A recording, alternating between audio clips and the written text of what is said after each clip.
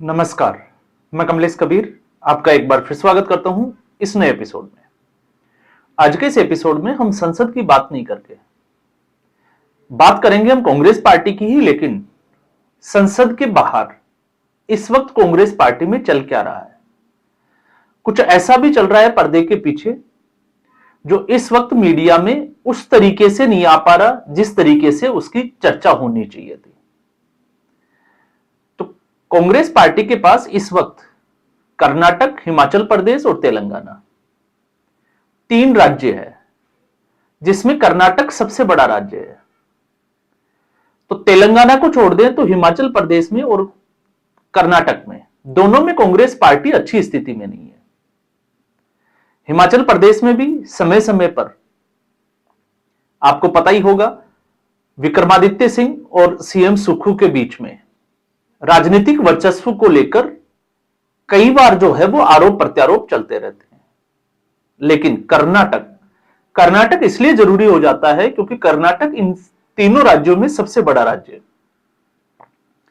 और ऐसी स्थिति कि इस वक्त डीके शिव कुमार, जो इस वक्त सरकार में उप मुख्यमंत्री की भूमिका में है, अपने भाई डीके सुरेश के साथ दिल्ली में डेरा डाले हुए हैं और लगता है कि इस बार वो मन बनाकर आए हैं कि जब तक हाईकमान फैसला नहीं करेगा तब तक वो दिल्ली छोड़कर जाने वाले नहीं है।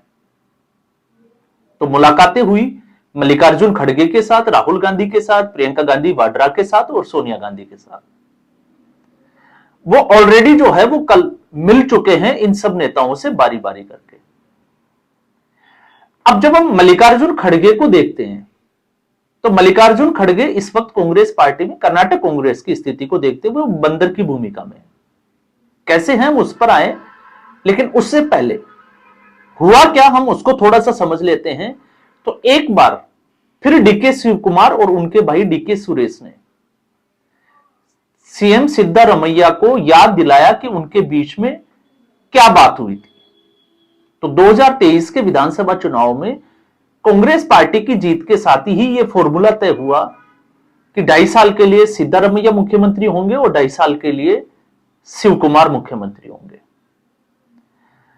अब जब हम सिद्धारमैया को देखते हैं, कांग्रेस पार्टी के वरिष्ठ नेता और साथ में कई विधायक जो है वो उनके साथ जुड़े हुए भी हैं, और जब राजनीतिक तौर पर हम देखते हैं तो अहिंसा की राजनीति करते हैं। लिंगायत समुदाय का उनका भरपूर जो है वो साथ है, तो दूसरी तरफ वोकालिंगा समुदाय। अब तक जो है वो ये भ्रांति थी कि वोकालिंगा समुदाय की आबादी लिंगायत समुदाय से ज्यादा है, लेकिन सिद्धारमैया ने इससे पहले, आपको पता होगा, 2017 में हुई जो जातिगत जनगणना थी उसके आंकड़े जारी कर दिए थे, और उसके बाद में वोकालिंगा समुदाय की जनसंख्या ओवरऑल अगर हम देखें तो जो एक अनुमान था उससे कम मिलती है। तो आपको समझ में आ चुका होगा कि सिद्धारमैया ना चाहते हुए भी, या हम कहें कि वो कुर्सी छोड़ना नहीं चाहते, ये ठीक उसी स्थिति की तरह है जिस तरीके से अशोक गहलोत को हटाने के लिए हाईकमान ने ऑफर दिया कि वो कांग्रेस पार्टी के राष्ट्रीय अध्यक्ष बन जाए, लेकिन उनको ये जो जवाब था वो ये था कि कुर्सी उनका जो है वो हाथ छोड़ नहीं रही है। तो क्या कारण थे वो आप सबको पता है, क्योंकि राजस्थान में ठीक यही एक तरीके से सीट शेयरिंग का फॉर्मूला अपनाया गया था 2018 में सचिन पायलट और अशोक गहलोत के बीच में, लेकिन सीनियर होने के नाते अशोक गहलोत को पहले मौका दिया गया। अशोक गहलोत अपने वादे से मुकर गए और सचिन पायलट मुख्यमंत्री बनते बनते रह गए, और वो भी उप मुख्यमंत्री। बाद में उन्होंने कांग्रेस पार्टी के प्रदेश अध्यक्ष से भी इस्तीफा दे दिया था, जबकि सच्चाई यह थी कि 2018 के विधानसभा चुनाव अशोक गहलोत की वजह से नहीं, सचिन पायलट की वजह से कांग्रेस पार्टी जीती थी। अब 2018 के बाद 2023 के विधानसभा चुनाव को अगर आप देखोगे तो उससे पहले मानेसर कांड हो चुका था। सचिन पायलट अपनी ही पार्टी के खिलाफ एक तरीके से मोर्चा खोल चुके थे, और स्थिति उस वक्त भी हमने आकलन में जो है वो स्पष्टतया जो स्थिति थी वो ये थी कि जहां पर सचिन पायलट का प्रभाव सबसे ज्यादा था, चाहे वो अजमेर हो सकता है, इसके अलावा टोंक, कोटा, बूंदी, दौसा, ये जो बेल्ट था पूर्वी राजस्थान का, उस बेल्ट में लगभग 43 से 45 ऐसी सीटें थी जिसपे सचिन पायलट का प्रभाव था। और लोगों का यह नारा कि अशोक गहलोत और कांग्रेस सचिन पायलट से बैर नहीं और कांग्रेस की खैर नहीं। तो आप समझ सकते हैं कि उस स्थिति में परिणाम क्या रहा होगा उन सीटों का। उन सीटों का परिणाम रहा लगभग जो है वो 14 सीट, इन 43 से 44 सीटों में से सिर्फ 14 सीट कांग्रेस पार्टी जीत पाई और भारतीय जनता पार्टी की सरकार बन गई। तो एक तरीके से मुख्यमंत्री की कुर्सी की जो झगड़ा था उसके चलते एक राज्य खो दिया, जबकि मुख्यमंत्री की जो योजनाएं थी अशोक गहलोत को, उसको लेकर मीडिया का एक वक्त लगातार जो है वो दावे कर रहा था कि अशोक गहलोत सरकार, या हम कहें कि कांग्रेस पार्टी सरकार रिपीट कर रही है। लेकिन ठीक इसी तरीके का एक फॉर्मूला कर्नाटक में भी अपनाया। अब कर्नाटक में नवंबर क्रांति, क्योंकि नवंबर में ही ऐसा कुछ हो चुका था, क्योंकि 2.5 साल पूरे हो चुके थे और डीके शिव कुमार ने याद दिलाना शुरू कर दिया था। लेकिन उसके बाद में लग रहा था कि शायद 7 जनवरी के बाद सिद्धारमैया खुद कुर्सी छोड़ देंगे। उसका तथ्य, उसका लॉजिक यह था कि इससे पहले कर्नाटक के इतिहास को अगर हम नजर डालें तो कर्नाटक के पूर्व मुख्यमंत्री देवराज उर्स, जो कांग्रेस पार्टी के ही 90 के दशक में मुख्यमंत्री रहे, जिन्होंने एक पूरा कार्यकाल पूरा किया, जबकि इससे पहले कोई कार्यकाल जो है वो पूरा कर ही नहीं पाया, 7 वर्ष 239 दिन का। तो सिद्धारमैया जो है वो उसको पार कर चुके हैं। तो उनसे अब एक तरीके से जो है वो इतिहास में दर्ज हो चुका है सबसे ज्यादा समय तक मुख्यमंत्री बने रहने का जो कार्यकाल है वो अब सिद्धारमैया के पास है। तो ऐसी स्थिति में अब वो समय भी जा चुका है और डीके शिव कुमार का धैर्य जो अब लग रहा है कि धीरे धीरे जवाब देता हुआ दिखाई दे रहा है, क्योंकि हर बार जब भी अब आप डीके शिव कुमार का कहीं भी प्रेस कॉन्फ्रेंस में देखोगे तो इस मुख्यमंत्री पद को लेकर वो चर्चा जरूर करते हैं और गेंद हमेशा सिद्धारमैया के पाले में डालकर छोड़ देते हैं। और जब यही सवाल सिद्धारमैया से किया जाता है तो वो गेंद को हाईकमान के पाले में डाल देते हैं कि हाईकमान जो फैसला लेगा वो फैसला सबको मान्य होगा। तो एक तरफ संसद में कांग्रेस पार्टी का क्या हाल है पूरा देश देख रहा है, तो दूसरी तरफ कर्नाटक में क्या हाल है वो भी अब देश देख रहा है।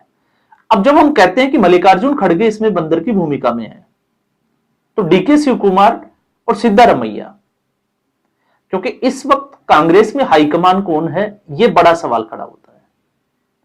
तो कांग्रेस में हाईकमान सिर्फ और सिर्फ राहुल गांधी जो फैसला लेते हैं वही कांग्रेस पार्टी में होता है।